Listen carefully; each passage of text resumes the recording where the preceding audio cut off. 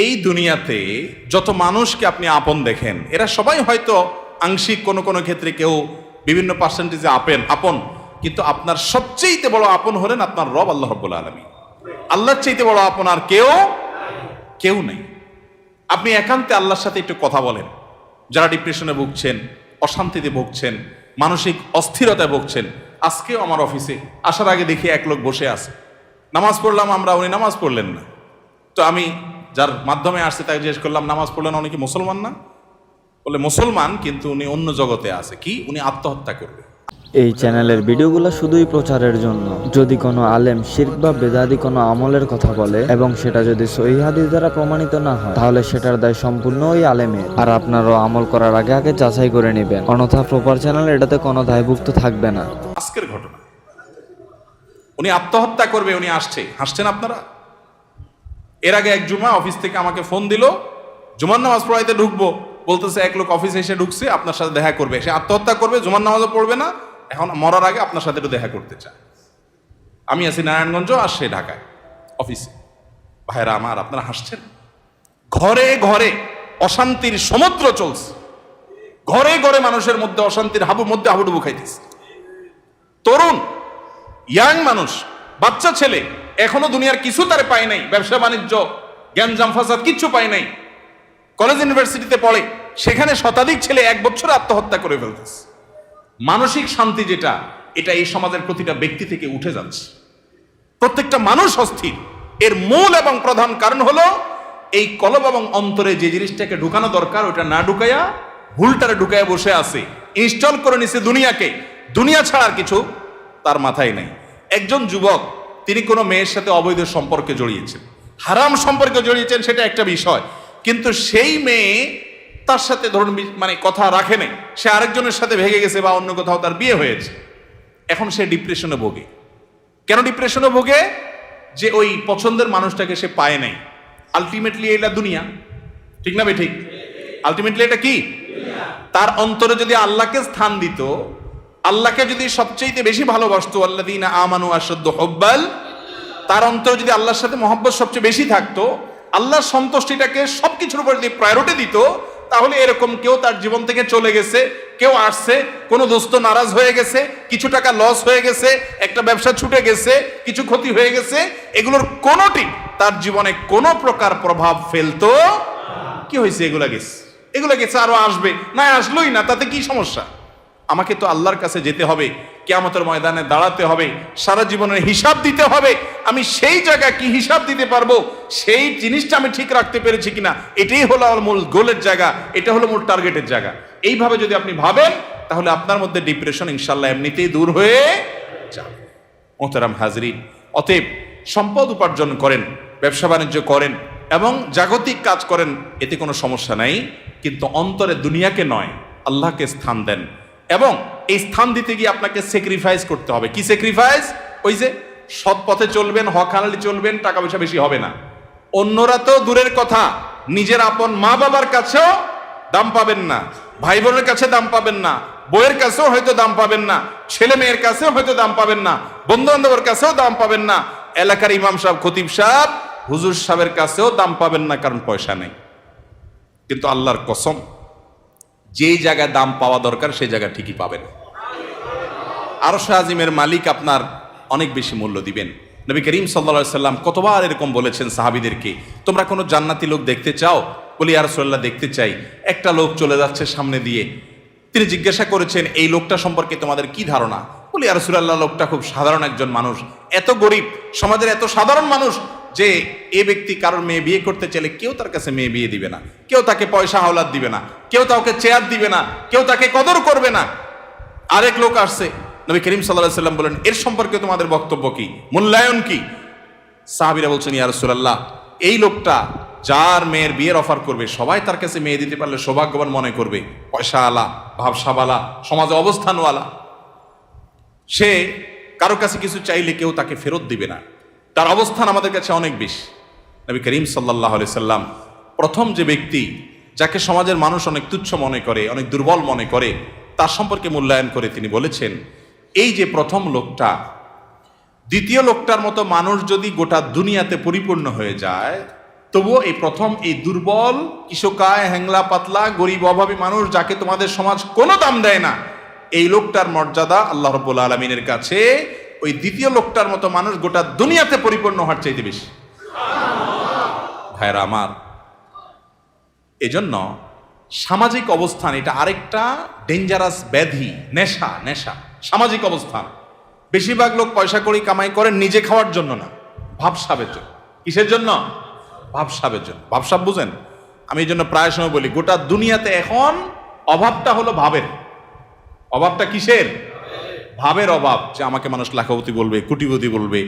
অনেক লোক দেখবেন যে বিদেশে হয়তো উনি সাধারণ একটা কাজ করেন, কিন্তু দেশে আইসা মাশাআল্লাহ কোট টাই বুট, ঢাকা শহরে হয়তো কোনো একটা দোকানে কাজ করেন, কিন্তু গ্রামে যায় মাশাআল্লাহ এমন ভাবে পরিপাটি হয়ে যান যে উনি ঢাকা শহরের বিশাল শিল্পপতি। আছে না নাই? তো বেচারা এত কষ্ট কেন করতেছে? তার দরকার একটু ভাব। তার কিসের দরকার? ভাব। এটাকে বলে সামাজিক অবস্থান। হব্বে যা, এটা মানুষকে কুরে কুরে শেষ করে দেয়, একদম ধ্বংসের দ্বার প্রান্তে নিয়ে যায়। এজন্য ডিপ্রেশন থেকে মুক্তি পেতে চান, একমাত্র পথ আল্লাহর আনুগত্য এবং গোলামিতে ফিরে আসেন।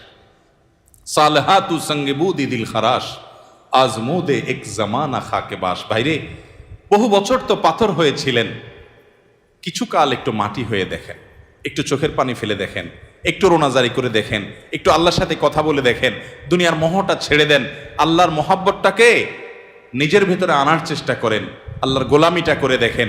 একাকী আল্লাহর সাথে একটু কথা বলেন, ভোর রাতে উঠে একটু আল্লাহর সাথে কথা বলেন, তাহাজ্জুদে গিয়ে একটু চোখের পানি ছেড়ে দেন, মুনাজাত করেন, আল্লাহর সাথে কানাঘুষা করেন। কেউ আপনার দুঃখ বুঝে না, আল্লাহকে বলেন, আল্লাহর সাথে একটু কথা বলেন। আপনার চাইতে সুখী মানুষ আল্লাহর জমিনে আরেকটা আর থাকবে না ইনশাআল্লাহ। ভাইরা আমার, সুখের যে পথ কোরআন বলেছে সেটা আমাদের বিশ্বাস হয় না। সম্ভবত হাসান বসরি রাহিমাহুল্লাহ বা অন্য কোন এক তাবেঈ বলেছেন, কোরআনে আল্লাহ রাব্বুল আলামিন বহু জায়গায় ওয়াদা করেছেন যে আল্লাহ তাআলা মানুষকে দুনিয়াতে সুখ স্বাচ্ছন্দ্য দিবেন। মান আমিলা সালিহাম মিন যাকারিন আও উনসা ওয়া মুমিন ফালানুহইয়ান্নাহু হায়াতান তাইয়্যিবা। নারী হোক আর পুরুষ হোক, যে ব্যক্তি ঈমান আনার পর নেক আমল করবে, আল্লাহর নির্দেশ মতো নিজের জীবনকে পরিচালিত করবে, এটাই তার জীবনের মূল টার্গেট। এটা ঠিক রেখে পয়সা আসলে আসুক, না আসলে নাই, ব্যবসা থাকলে থাকুক, না থাকলে নাই, আল্লাহর আনুগত্যটাকে মূল রেখে চলে। আল্লাহ রাব্বুল আলামিন ওয়াদা করেছেন দুটি বিষয়ের। এক, ফালানুহইয়ান্নাহু হায়াতান তাইয়্যিবা, তাকে অবশ্যই অবশ্যই, যারা মাদ্রাসার ছাত্র বা আলেম ওলামা তারা জানেন, ফালানুহইয়ান্নাহু লামে তাকিদ বা নুনে তাকিদ সাকিলা, তিনটা তাকিদ দিয়ে আল্লাহ বলেছেন ফালানুহইয়ান্নাহু, অবশ্যই অবশ্যই অবশ্যই আমি তাকে দুনিয়াতে সুখী জীবন দিব। আল্লাহ তাআলা বলেন নাই সম্পদের পাহাড় গড়তে পারলে, বিশাল বড় চেয়ারের মালিক হতে পারলে, গদি দখল করতে পারলে, সামাজিক অবস্থান হলে ওই ব্যক্তিকে আমি সুখ দিব। আল্লাহ বলেছেন ঈমান আনার পর যদি নেক আমল করো, আল্লাহর গোলামি যদি কেউ করতে পারে, সমস্ত ক্ষেত্রে যে আল্লাহর আনুগত্য ঠিক রেখে দুনিয়ার সব ঠিক থাকলে থাকুক, আর না থাকলে সব বাদ, আমার বন্ধু অন্তরে তাকে জায়গা দিলাম যতক্ষণ পর্যন্ত আল্লাহ রাব্বুল আলামিনের কোনো আদেশ নিষেধ লঙ্ঘন না হয়। তার সাথে বন্ধুতা করতে গেলে আমার আল্লাহকে হারাইতে হয়, তো বন্ধু বাদ, স্যাক্রিফাইস করে দিলাম। আমি কোনো গ্রুপকে, কোনো বলয়কে আমি পছন্দ করি, ভালো লাগে তাদেরকে, কিন্তু তাদের ভালো লাগতে গেলে দেখি না আল্লাহর ভালো লাগা আর পাওয়া যায় না, তো বাদ, আমার জীবন থেকে আমি সরাই দিলাম। আমি একটা ব্যবসা করতে যাচ্ছি, বিশাল বড় লোভনীয় অফার, হাতছানি পয়সার, কিন্তু এটা করতে গেলে আমার আল্লাহর নিষেধাজ্ঞা লঙ্ঘন করতে হয়, হারাম করতে হয়, তো বাদ, এ লোভ ছেড়ে দিলাম। এর নাম হলো মুসলমান। এই ত্যাগ মনে হয় খুব কষ্টের না? ভাইরা আমার, আল্লাহ রাব্বুল আলামিন যা বলেছেন, আল্লাহর কথার সত্যতাটা আমল করে দেখেন। আজমুদে এক জামানা খাকে বাস, একটু আমল করে দেখেন। স্যাক্রিফাইসের ভিতরে যে আনন্দ আছে, আল্লাহর শপথ ভোগের ভিতরে সে আনন্দ। হারামের হাতছানি আছে, ছেড়ে দিছেন কেন? আমার রবের নির্দেশ নাই, অনুমোদন নাই, আমি করলাম না, দরকার নেই আমার এই পয়সা। মনে হয় খুব কষ্ট হবে, তাই না? বাহ্যিকভাবে কষ্ট হবে, রূহ যে আছে, রূহ আত্মা, ভেতরটা প্রশান্ত হবে। একটি জয়ীফ হাদিস দ্বারা প্রমাণিত যে কোনো ব্যক্তি যদি তার দৃষ্টির এরিয়াতে কোনো পরনারীকে দেখে, সুন্দরী মেয়েকে দেখে, দেখার সুযোগ আছে, ইউটিউব ফেসবুকে ভালো জিনিস দেখতে দেখতে হঠাৎ একটা খারাপ জিনিস চলে আসছে, আপনি দেখলে দেখতে পারেন কিন্তু দেখলেন না, এটাকে অ্যাভয়েড করলেন আল্লাহর ভয়ে, যে না আল্লাহ তাআলা আমাকে কোরআনে নির্দেশ করেছেন কুল্লিল মুমিনিনা ইয়াগুদ্দু মিন আবসারিহিম, ঈমানদাররা যেন তাদের চোখের হেফাজত করে, আমি সেজন্য দেখব না। আপনি এটাকে এড়ায় গেলেন, স্কিপ করে চলে গেলেন।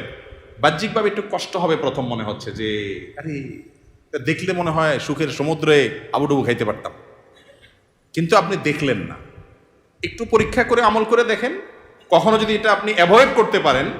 একজন রাস্তা দিয়ে মেয়ে যাচ্ছে, সুন্দরী মেয়ে, আপনার চোখে হালকা আবসা আবসা দেখতে পেয়েছেন, যে আঁচ করতে পেরেছেন একজন সুন্দরী মেয়ে যাচ্ছে বেপর্দা, আপনি চাইলেই তাকিয়ে হারাম স্বাদ নিতে পারেন, কিন্তু আপনি নিলেন না, নজরটাকে নিচু করে নিলেন, হেফাজত করে নিলেন। এতে আপনার একটু কষ্ট হবে, একটু প্রথম ধাক্কাতে একটু কি হবে, কষ্ট হবে। আল্লাহর কসম করে বলেছি, আপনি পরীক্ষা করে দেখেন, আপনি একটু পরেই সে মেয়েটা আপনার দৃষ্টি থেকে যখন আড়াল হয়ে যাবে, দূরে সরে যাবে, আপনার অন্তরের ভিতরে সাথে সাথে ঈমানের স্বাদ অনুভব করবে। সাথে সাথে দেখবেন আপনার মধ্যে একটা ভালো লাগা কাজ করবে। সে ভালো লাগাটা কি, যে আমি আমার রবের নির্দেশ রক্ষা করতে পেরেছি, আলহামদুলিল্লাহ। শয়তানকে কাজ করতে পেরেছি, কুপকাত করতে পেরেছি, শয়তান আমাকে হারাইতে পারে নাই। এই জন্য ভাইরা আমার, আল্লাহর আনুগত্যের জন্য চেষ্টা করবো তো ইনশাআল্লাহ।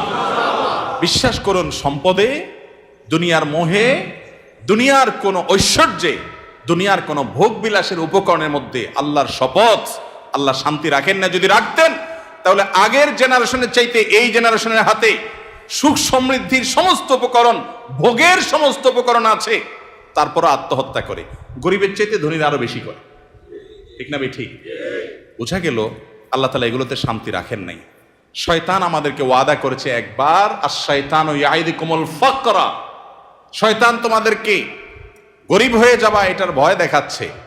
এই একবার বলাতে আমরা শয়তানের কথা যে পরিমাণ বিশ্বাস করি, কোরআনে আল্লাহ তাআলা কতবার বলেছেন, ফালানুহিয়ান্নাহু হায়াতান তাইয়্যিবা, ঈমানান নেক আমল অনুযায়ী চলো। পয়সা তোমার কম থাকুক, বাড়ি গাড়ি তোমার কম থাকুক, বেচা কিনা তোমার কম থাকুক, দোকান একটা কম থাকুক, সবাই তোমাকে দাম কম দেখ, তোমার কোনো গুরুত্ব সমাজের মানুষের কাছে না থাকুক, কেউ তোমাকে নেতা না বানাক, পাত্তা না দেখ, কিন্তু তুমি মানসিক যে প্রশান্তি হাসিল করবা, ওইটা কোটিপতি, মিলিয়নার, বিলিয়নারকে আল্লাহ রাব্বুল আলামিন দেন নাই। আল্লাহর এই কথার উপরে আস্থা বিশ্বাস রাখার জন্য দরকার হলো ঈমানী শক্তি। এই জন্য বলি, মাঝে মধ্যে তাকওয়ার চর্চা করে দেখেন, দেখবেন কি স্বাদ। আল্লাহ তাআলা আমাদের সবাইকে তাকওয়ার সে স্বাদ আস্বাদন করার তৌফিক দান করুন। এবং ডিপ্রেশন এবং মানসিক যে অশান্তিতে মানুষ ভুগছে আজ, এটার মূল কারণ হলো দুনিয়ার মোহে অন্ধ হয়ে যাওয়া। দুনিয়ার মোহ এটা মানুষকে পাগল পরা করে দেয়, অস্থির করে দেয়। আর যখন অল্পে তুষ্ট থাকে মানুষ, যা পেয়েছে তাতে শুকর আদায় করে, আল্লাহ তাআলা নগদ শান্তি দান করেন। আল্লাহ তাআলা আমাদের সবাইকে মানসিক প্রশান্তি দান করুন। প্রপার চ্যানেলের নির্মিত ভিডিওগুলো যদি আপনাদের কাছে ভালো লাগে তাহলে চ্যানেলটা অবশ্যই সাবস্ক্রাইব করবেন এবং অন্য প্ল্যাটফর্ম থেকে দেখে থাকলে ফলো করে দিবেন। সবাইকে আন্তরিকভাবে ধন্যবাদ ভিডিওগুলো দেখার জন্য।